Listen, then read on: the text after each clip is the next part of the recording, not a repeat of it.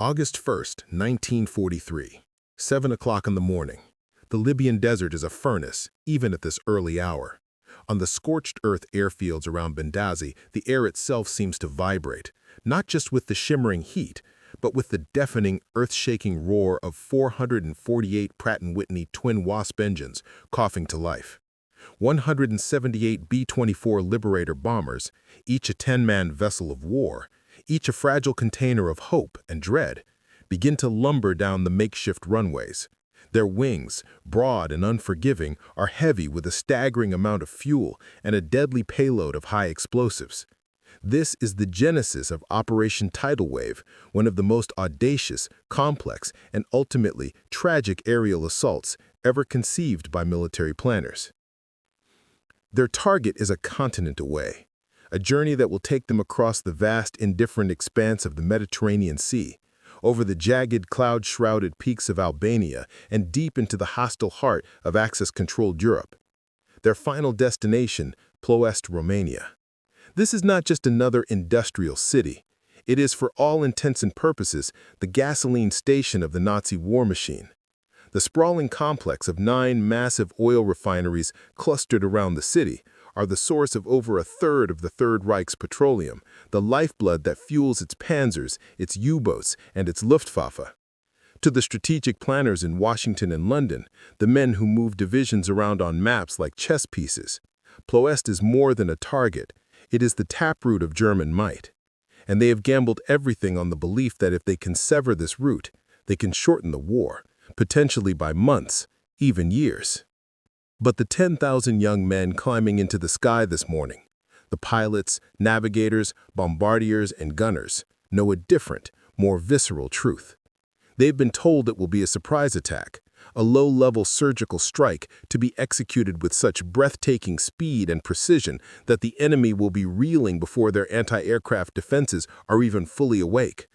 They are to fly in absolute radio silence, at treetop level, a terrifying and unnatural altitude for a 4-engine heavy bomber, all to evade the sophisticated German radar network. This is the plan. This is the promise that was made to them in the stuffy briefing tents. But in the quiet cockpits, in the cramped, vibrating bellies of these great metal beasts, a gnawing, unspoken dread has taken root. They are flying towards the most heavily defended target in Europe, outside of the German homeland itself. They are flying without a fighter escort, naked and vulnerable in the hostile sky. They are flying for over 1,000 miles, a journey that will push their aircraft and their own endurance to the absolute limit, deep into the enemy's embrace. And as the coast of Africa recedes into the haze behind them, every man from the colonels leading the 5 bomb groups to the teenage gunners nervously checking their 50-caliber machine guns in the tail understands a simple, terrifying equation. The plan is perfect. The plan is logical. The plan is also utterly, terrifyingly impossible. They are flying towards a target they know, in their bones, they cannot hit. Not in the clean, precise way the planners dreamed. Not without a cost in blood and steel that is almost unimaginable. And yet, they fly on. August 1st, 1943, 7:10 in the morning. The last of the liberators claw their way into the sky, their engines straining against the hot, thin air. They join the immense, sprawling formation, a sight that is both magnificent and terrifying.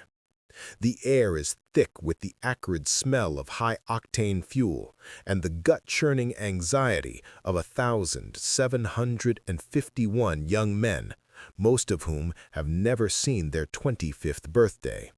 From the air, the 5 bomb groups, the 93rd Flying Circus, the 44th Flying 8 Balls, the 389th Sky Scorpions, the 98th Pyramiders, and the 376th Liberandos coalesce into a single, immense aerial armada. It is a spear forged in the factories of Detroit and San Diego, aimed directly at the heart of the Reich. They are the sons of factory workers and farmers, teachers and mechanics, fresh-faced kids from every corner of America, united in a singular, audacious purpose. The dire situation they are flying into is a direct result of the strategic realities of 1943. The war in Europe is at a tipping point. The Allies have gained a foothold in Sicily, but the German war machine remains a formidable opponent, capable of protracted and brutal resistance. The Allied High Command is desperate for a decisive blow, a strategic victory that can cripple Germany's ability to wage war and hasten the end of the conflict. The destruction of Ploiești, they believe, is that blow. The refineries are not just a target, they are the linchpin of the entire German military effort.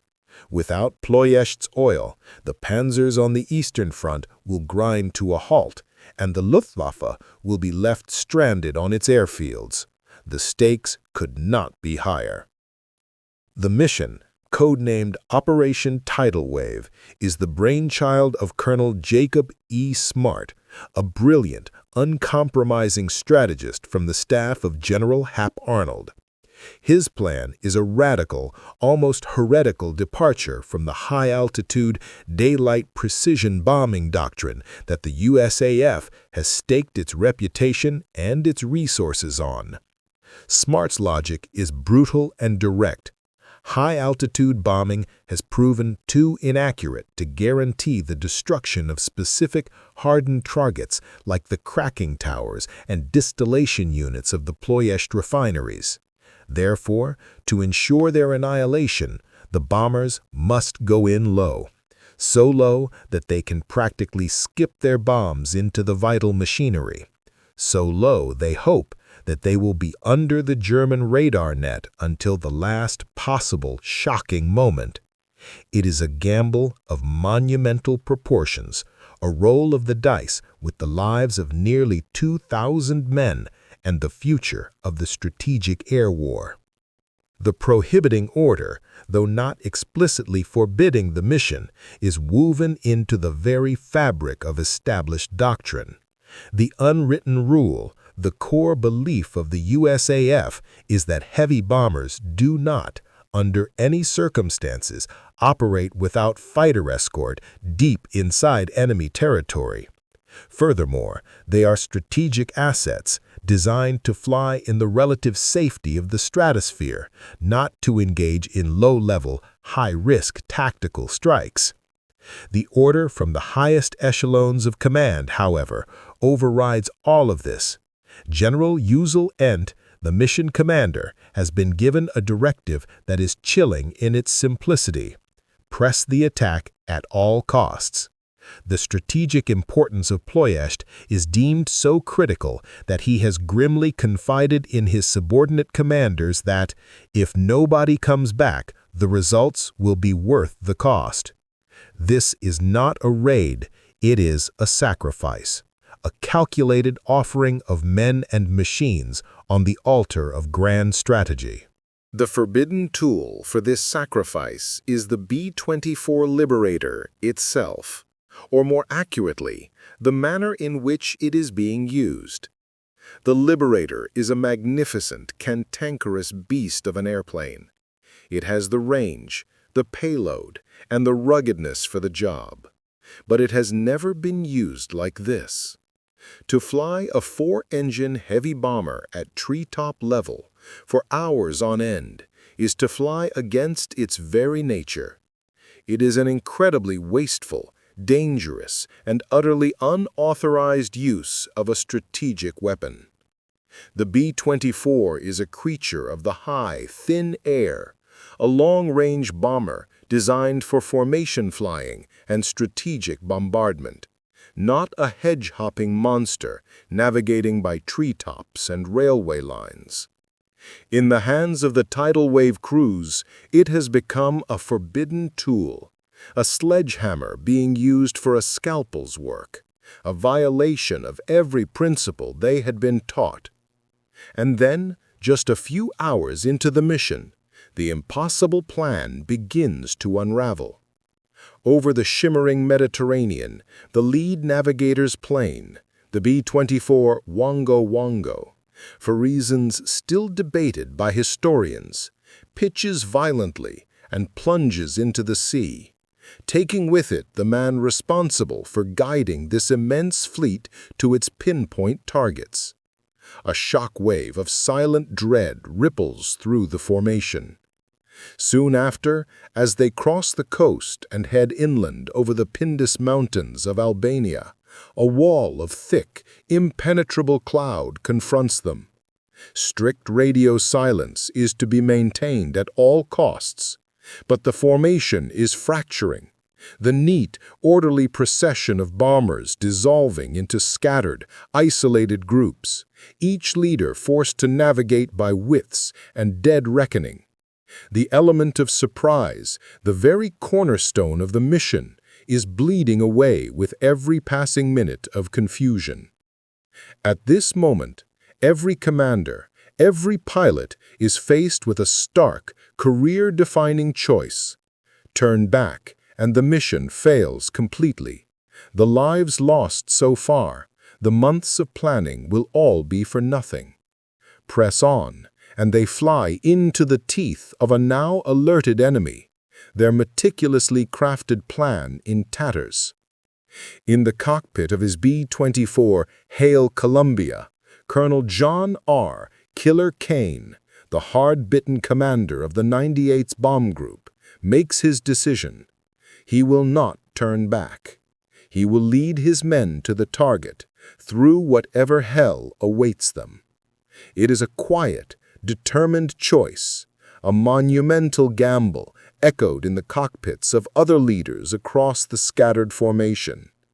It is a defiant decision that will transform a failed plan into an immortal legend of raw, desperate courage. The career of every man in command is on the line, but so are the lives of the thousands of men who follow them. And in the balance hangs the fate of the war itself. To understand the choice made in the skies over the Balkans, you must first understand the character of the men who made it. They were not a monolith. They were a collection of individuals, each with a unique background that would, in the crucible of combat, shape their response to the unfolding disaster. Men like Colonel John R. Killer Kane. The nickname, a product of German propaganda broadcasts that identified him as the relentless attacker of Axis shipping in the Mediterranean, was a testament to his ferocious determination. But the man himself was far more complex than the moniker suggested.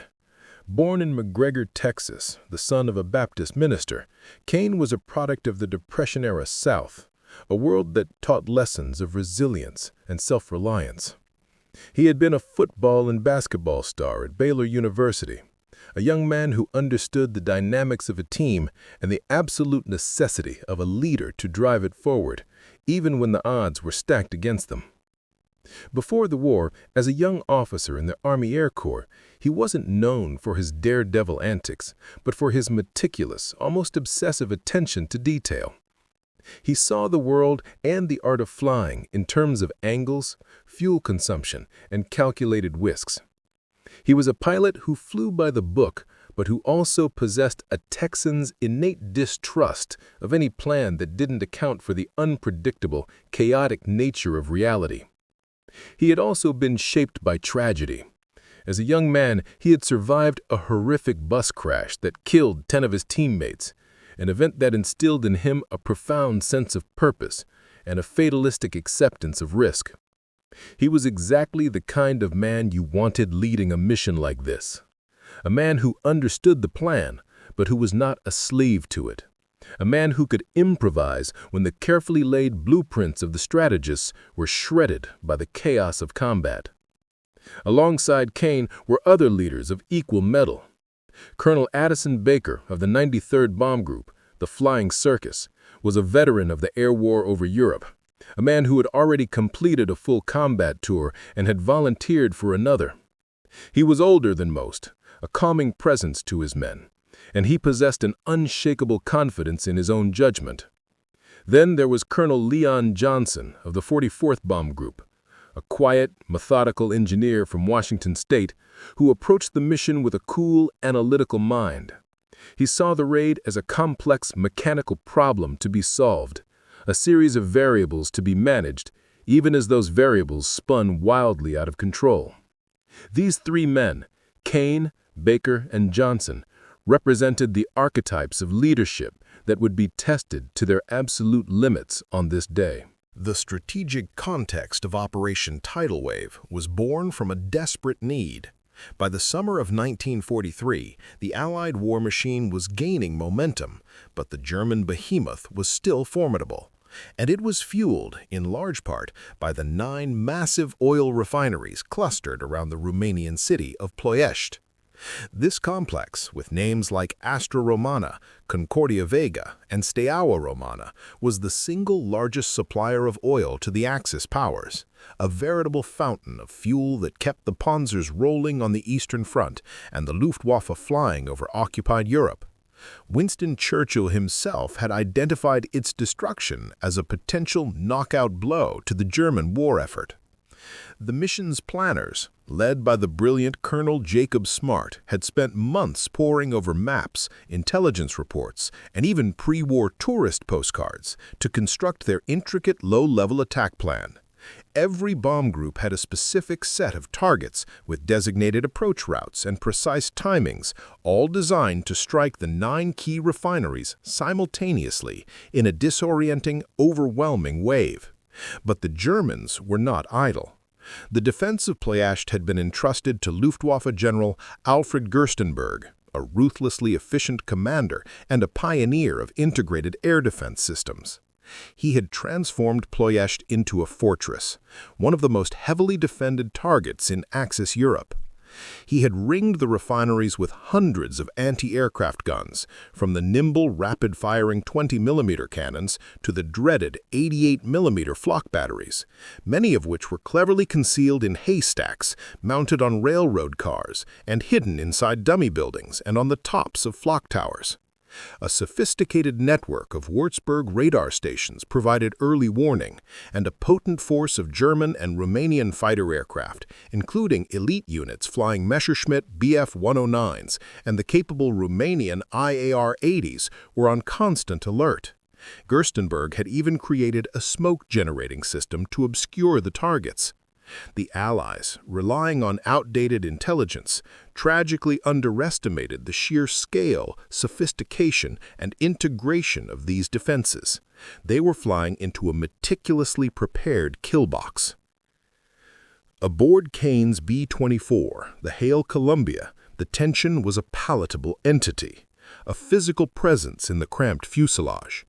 His crew was a microcosm of America itself.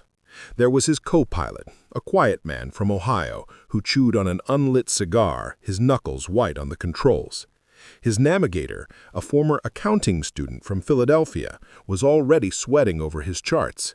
The loss of the lead navigator's plane had thrown an immense, almost impossible burden onto his shoulders.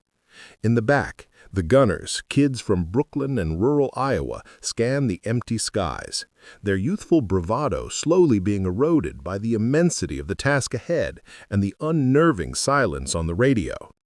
They had trained for this over a mock-up of the target in the Libyan desert, a full-scale rehearsal for the deadliest show on Earth. But no rehearsal could prepare them for this. But now, as they crossed the Danube River, the situation was deteriorating from a crisis into a catastrophe. The formation, which had been a single, cohesive spear, was now 2 distinct, separated groups, with a 60-mile gap between them. The carefully synchronized, multi-pronged attack on the 9 refineries was now impossible. Worse, the lead element, commanded by Colonel Keith K. Compton and carrying the mission's overall commander, General Ent, made a catastrophic navigational error. At a critical turn point, the town of Târgoviște, they mistook it for another Romanian town, Ploiești. They turned south, leading their 2 bomb groups on a course not towards Ploiești, but towards the Romanian capital of Bucharest. The strict radio silence, intended to preserve the element of surprise, now became a curse, preventing any attempt to correct the fatal error. The crews in the trailing groups, including those led by Kane and Johnson, could only watch in helpless, horrified disbelief as a significant portion of their force veered off into oblivion. Time was running out. The defenders of Ploiești were now on full alert. The trap was not just closing, it was sprung. And John "Killer" Kane and the men of the trailing bomb groups were flying straight into it. The aha moment over Romania was not one of brilliant insight, but of horrifying, sickening realization. For Colonel Addison Baker, the veteran leader of the 93rd Bomb Group, the Flying Circus, that moment came as he watched the lead formation under Colonel Compton make its fateful, incorrect turn to the south at Targovista. Baker, a man whose mind was imprinted with the geography of the target area from months of studying sand tables and reconnaissance photos, knew instantly and instinctively that it was wrong. He could see the distant smokestacks of Ploiești to his left, exactly where they were supposed to be. In that split second, with the entire mission hanging in the balance, he made a decision that would seal his own fate and forever define the raw, desperate courage of that day. He broke radio silence. "I'm going to the target," he transmitted, a declaration of defiance against the flawed leadership ahead. He yanked his B-24 Hell's Wench out of the misguided formation, pulling his entire group of 39 bombers with him. He charged directly towards the hazy, smoke-belching skyline of Ploiești. It was an act of audacious, unsanctioned leadership, a conscious and deliberate rejection of the chain of command in favor of the mission's objective. Baker's unorthodox solution was brutally simple. The plan has failed, so we make our own. He would not chase a mistake to Bucharest. He would attack the target he had come over 1,000 miles to destroy. This single, defiant turn was the catalyst for a symphony of chaos. The meticulously planned, simultaneous wave attack on 9 separate refineries dissolved into a desperate, staggered, and entirely improvised brawl. Baker's 93rd Bomb Group, followed closely by Colonel Leon Johnson's 44th, became the first to plunge into the cauldron. But because of the navigational error and their impromptu charge, they were now approaching from a direction the defenders hadn't anticipated for the initial assault.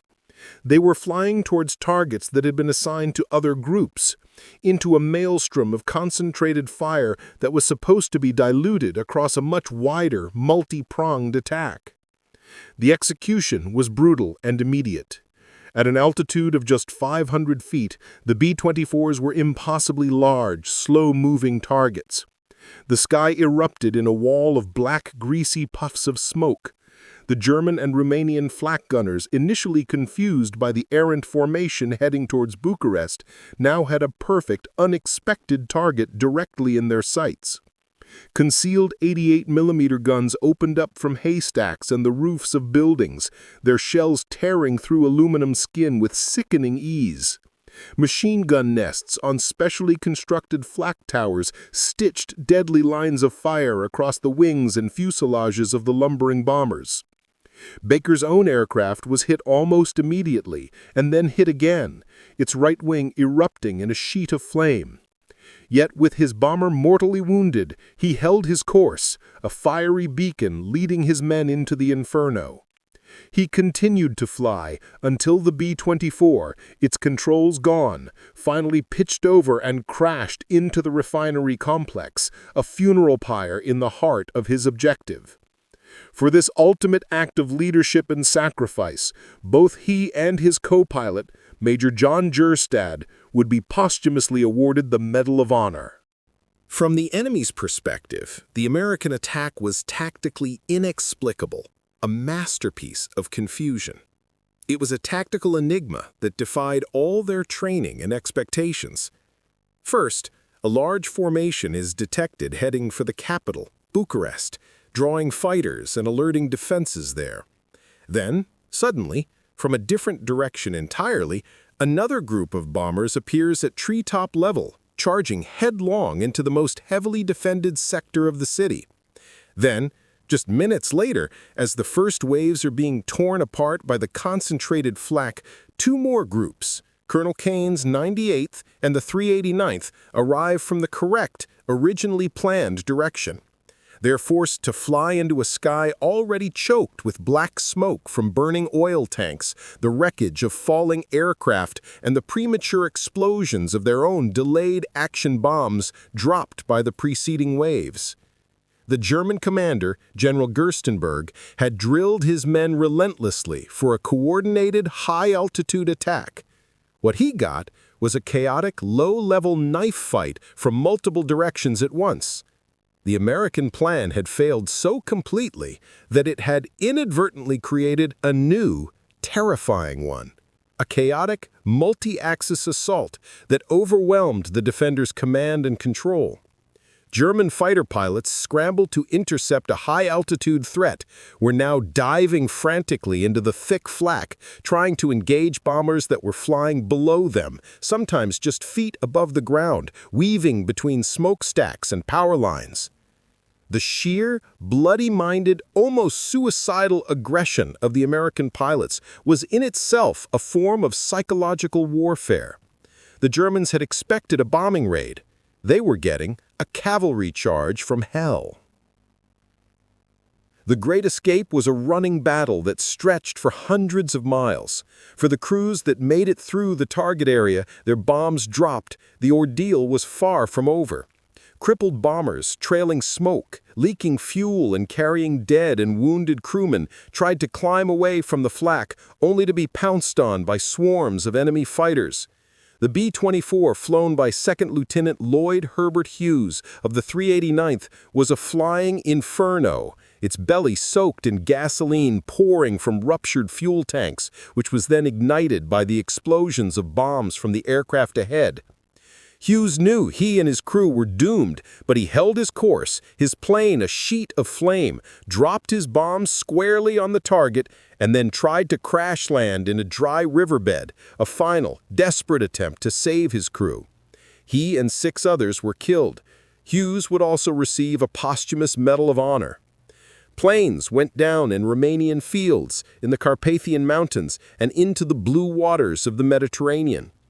Some crews, their aircraft too damaged to make it back to Benghazi, diverted to neutral Turkey, where they were interned for the remainder of the war. Of the 177 bombers that had set out that morning, only 88 would make it back to Benghazi, and of those, only 33 were deemed fit for any future missions. In the aftermath, as the smoke cleared over Ploiești, the legend of Operation Tidal Wave began to form. From the enemy's perspective, the chaotic, multi-directional attack could not possibly have been an accident. Captured German and Romanian soldiers reported what they believed to have been a brilliantly executed, if costly, feint towards Bucharest, followed by a brutal, perfectly timed multi-wave attack on Ploiești itself. The improvised, desperate decisions made in the cockpits by men like Baker, Johnson, and Kane were misinterpreted by their adversaries as acts of calculated tactical genius. The Americans had flown into a buzzsaw, but in their defiance, their courage, and their refusal to surrender to a failed plan, they had created a ghost legend. A story of an attack so audacious, so complex, and so terrifyingly effective in its very chaos that it would be studied by military strategists for years to come. The truth was simpler and far more heroic. It was not the plan that succeeded, but the men who simply refused to let it fail. The first and perhaps most meaningful validation for the survivors of Tidal Wave came not from the generals or the strategists, but from each other. As the battered, shot-up B-24s, some flying on little more than prayers and a single sputtering engine, limped back to the airfields in Libya, a powerful, unspoken bond of shared trauma and mutual respect was forged. The men who had been through the mouth of hell and returned shared a unique, grim understanding of what had transpired over Ploiești. They had seen leaders like Addison Baker and John Kane make impossible choices in the face of certain death. They had witnessed crews hold their flaming, disintegrating aircraft steady for just a few seconds longer to allow their bombardiers one last clear run at the target. There were no grand speeches or triumphant ceremonies on the scorching tarmac of the Benghazi airfields.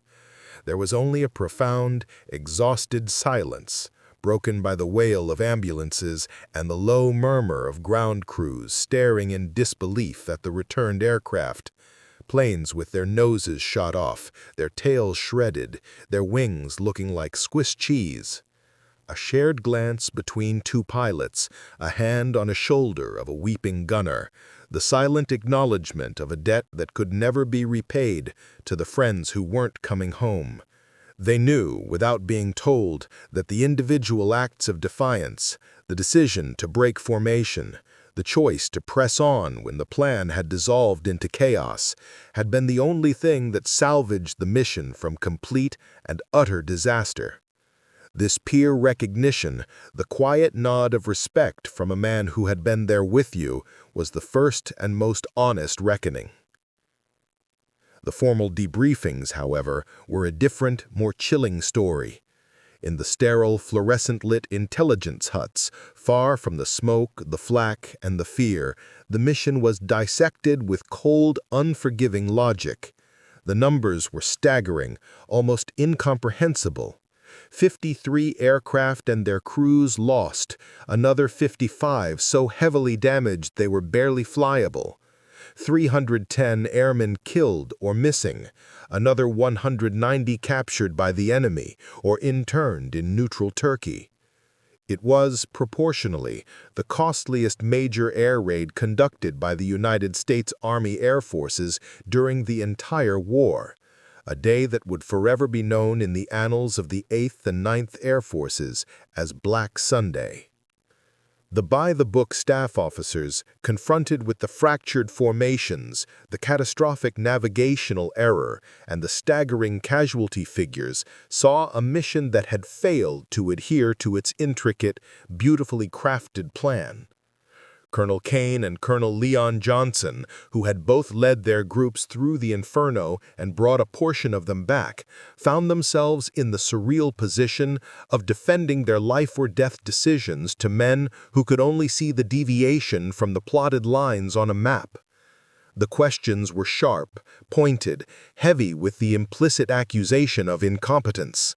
"Colonel, you arrived over the target nearly 20 minutes after the lead element. Your orders were to maintain formation integrity. Why did you not turn back?" The implication was clear. By pressing the attack into a fully alerted defense, into skies thick with smoke and the explosions of previously dropped delayed action bombs, they had violated protocol and needlessly, recklessly endangered their men. Hero's defense was never an excuse or an apology. It was a simple, irrefutable statement of battlefield reality. Kane, a man not known for his verbosity, gave a response that cut through the strategic calculus like a razor. "We were sent there to destroy the refineries," he stated, his voice quiet but firm, his eyes meeting those of his interrogator without flinching. "My target was still there. My men were ready to do their job. Turning back was not an option." It was the logic of a warrior, not a strategist. It was the simple, profound truth that you don't fly 1,000 miles into the heart of the enemy's territory only to turn around because the fight is harder than you anticipated. Grudgingly, slowly, the weight of their actions and the sheer, undeniable courage of their crews began to shift the official narrative. The fact that they had inflicted significant damage, despite the chaos and the losses, was undeniable. The initial Allied estimate was a 40% loss of refining capacity at Ploiești. While this would later prove to be an overestimation, as the Germans proved ruthlessly efficient at repairs and had been operating the refineries below maximum capacity, the blow was still significant and, more importantly, it demonstrated that the target was not invulnerable. But the real ripple effect was the story itself. The tale of the raid, with its accounts of pilots flying through walls of fire and crews refusing to abandon their posts, began to circulate. The weight of the positive outcome, measured not just in barrels of oil destroyed, but in the sheer, indomitable spirit of the American airmen, became too great to ignore. There would be no disciplinary action. Instead, there came a wave of recognition, the most potent form of vindication the military can offer. 5 Medals of Honor were awarded for the mission, the most for any single air action in American history. 3 of them to Lieutenant Colonel Addison Baker, Major John Gersted, and Second Lieutenant Lloyd Hughes were awarded posthumously, their medals presented to grieving families. The other 2 went to the living, Colonel Leon Johnson and Colonel John Killer Kane. But these were not medals presented in grand parades with cheering crowds. They were handed over with a somber gravity, a recognition of a duty performed at an almost unbearable cost. For Kane, the medal was not just a reward, it was an affirmation of his defiant choice. It was the High Command's quiet, grudging admission that on August 1, 1943, the men in the sky had understood the reality of the war far better than the men on the ground. The mission had been a tactical failure in many respects, but the actions of the men who flew it had transformed it into an enduring symbol of American resolve. The ultimate proof of the genius forged in the crucible of Operation Tidal Wave was not in the immediate battle reports or the medals awarded, but in the slow, deliberate, and profound evolution of American military doctrine. The catastrophic losses of August 1, 1943, sent a shock wave through the highest levels of the U.S. Army Air Forces. The once lauded theory of large-scale, low-level, unescorted daylight bombing raids against heavily defended targets was shattered in the skies over Romania. The forbidden tactic, the desperate gamble of using heavy bombers like dive bombers, was studied, dissected, and ultimately abandoned as a viable strategy. The cost was simply too high.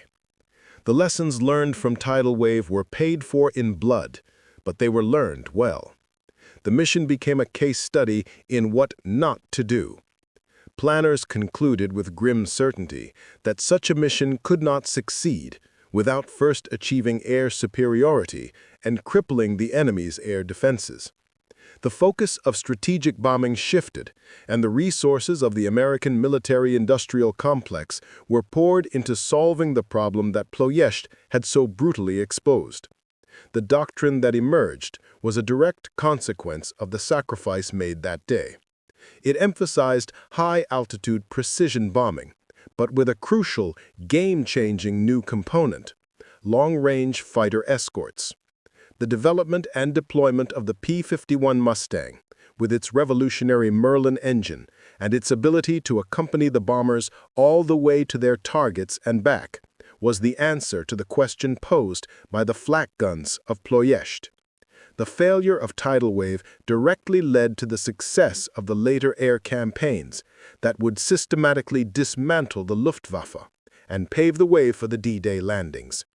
The once radical idea of a low-level attack was quietly shelved, replaced by a new doctrine that acknowledged the brutal reality the Tidal Wave crews had faced. You cannot send bombers into a fighter's hornet's nest and expect them to survive. The legacy of the men who died over Romania was written in the contrails of the Mustangs that protected their brothers in arms over Berlin and Hamburg in the years to come. The story of that day is not just written in after-action reports and doctrinal manuals. It is etched in the hearts and memories of the men who witnessed it. Archived testimonies, taken from letters, diaries, and post-war interviews, paint a vivid, human picture of the chaos and the courage. One gunner, a sergeant from the 93rd Bomb Group, wrote to his parents a week after the raid, his hands still shaking. "I saw our colonel's plane get hit and catch fire. It was a goner, anyone could see that. But he held it straight and level, leading us right into the thick of it. He flew that burning plane better than most men could fly a perfect one. I don't know if I'll ever see anything that brave again." Another, a navigator from the 44th, recalled in an interview decades later, "The smoke was so thick you couldn't see the ground. You couldn't see the plane next to you. We were flying through the explosions of the bombs dropped by the planes in front of us. It wasn't flying. It was just surviving, second by second. You just pointed your nose at the darkest part of the smoke and prayed you came out the other side. For the survivors, the return to civilian life was often a quiet, almost jarringly surreal transition. Men like John Killer Kane, who had led a desperate charge through a wall of fire and been awarded his nation's highest honor, returned not to a hero's parade, but to a series of quiet command posts and administrative roles. He retired from the Air Force as a full colonel in 1954 and, with his second wife, deliberately sought out a life of anonymity. He moved to a farm in rural Arkansas, dropping out of the rat race, as he put it. The man who had been the tip of a 1,000-mile spear sought the quiet solitude of the American heartland, raising cattle and living a life of peace that was the polar opposite of the thunderous violence of his past. The heroes of Ploiești melted back into the fabric of the nation they had fought to protect, becoming farmers, businessmen, and teachers, their extraordinary deeds a closely guarded and often painful memory. The man who ran the local hardware store, the quiet neighbor who coached Little League, these were the men who had once flown B-24s through an inferno. Perhaps the most poignant and revealing insight into the mind of these men comes from a letter written by Colonel Kane, not during the war, but many years later, in 1982, to his son. It is here, in the quiet reflection of his later years, far from the roar of engines and the judgment of his superiors, that he finally explains the choice he made that day, the choice that defined him. He wrote, "They will tell you the plan was flawed, that we were sent on an impossible mission.